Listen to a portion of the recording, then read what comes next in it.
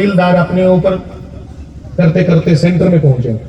पूरे भारत की 5000 तहसीलों में से करोड़ों करोड़ों प्रार्थना पत्र आएंगे और प्रार्थना यही रहेगी कि भारत में अब गौ हत्या बंद हो और गौ माता को राष्ट्रीय माता के दर्जे पे दिखाया जाए। इस प्रार्थना को स्वीकार किया जाए और बड़ी खुशी की प्रसन्नता की बात है, इस अभियान में हमारे साथ कौन कौन सी पार्टी है। जिस पार्टी में हिंदू हैं वो सारी पार्टियां हमारी हैं, खाली बीजेपी नहीं। जिस जिस पार्टी में हिंदू हैं वो सभी पार्टियां हमारी हैं। अब देखना है कौन कौन हमारे साथ चलता है। अपने आप पता लग गया ना, दूध पानी दे पानी। पत्र देना है, प्रार्थना पत्र, कोई कुछ की गलत नहीं आखना, कोई नारेबाजी नहीं करनी, कोई जिंदाबाद मुर्दाबाद नहीं। सिर्फ अपनी अपनी तहसील में सबको, आपको अपने अपने घर से निकल करके प्रार्थना पत्र देना है। प्रार्थना पत्र कहो तो हम सब लोग मिलकर के छपवा देंगे, तुम्हें उसके नीचे खाली हस्ताक्षर करने हैं और देने हैं अपने अपने तहसीलदार को। और कोशिश करेंगे 26 को ये अभियान इतने जोर शोर से चले 2026 को कि 15 अगस्त के दिन हमारे प्रधानमंत्री को बोलना पड़े। जब पूरा हिंदू एकजुट होकर के प्रार्थना करेगा तो प्रार्थना से भगवान प्रकट हो जाते हैं, प्रधानमंत्री क्यों नहीं मानेंगे? हाँ, पूरे भारत की प्रार्थना होगी। और बड़ी सबसे बड़ी प्रसन्नता की बात कि हमारे अपने भाई जो हैं, हिंदू तो हैं ही, आज अगर गाय कट रही है तो उसमें तुम्हारी गलती ज्यादा है हिंदुओं, हमारी गलती ज्यादा है। कौन बेच रहा है गाय जाकर के? तुम लोग ही बेच रहे हो।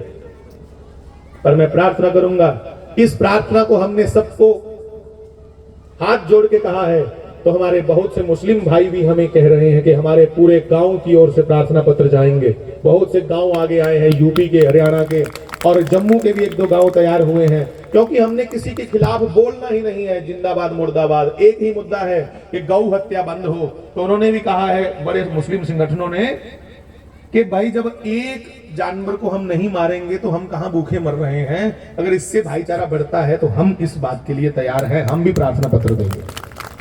तो हमें तो भाईचारा चाहिए भैया।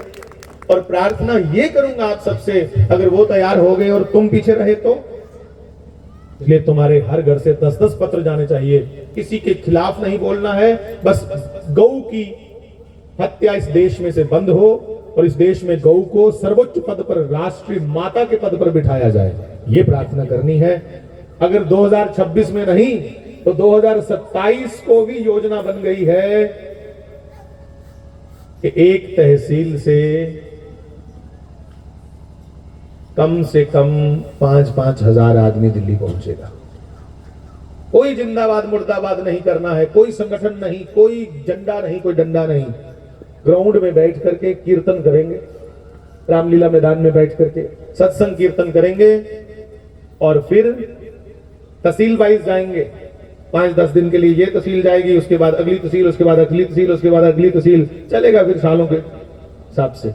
और ओदे विच 60 कोला उपर महात्मा तैयार हुई ने, तां भी नहीं सरकार मनग कि 60 कोला ऊपर तैयार हुई ने। क्या लड़के को सागर नहीं, जिंदाबाद मुर्दाबाद किसी को नहीं कहेंगे।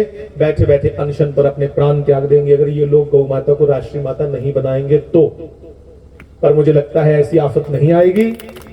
2027 में प्रधानमंत्री को बोलना ही पड़ेगा, यशस्वी प्रधानमंत्री मोदी जी को बोलना ही पड़ेगा लाल किले से कि आज से भारत में गौ हत्या पर पूरी तरह प्रतिबंध लगाया जाता है और भारत में गौ को राष्ट्रीय माता के दर्जे पर बिठाया जाता है। सुन के प्रसन्नता हो रही है। सोचो जिस दिन बोलेंगे उस दिन हमें हमारा स्वप्न साकार होता दिख जाएगा।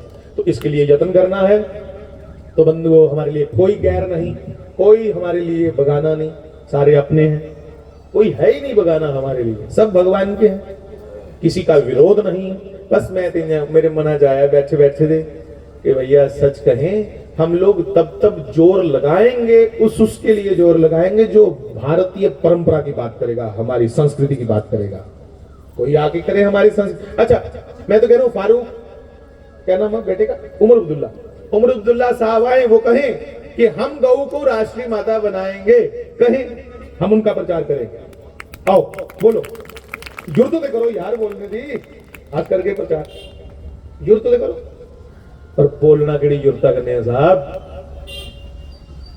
बोलने ਲਈ कुछ नियम कुछ तो लेने वास्ते अपना जुबानों पर टिकना पड़ता है।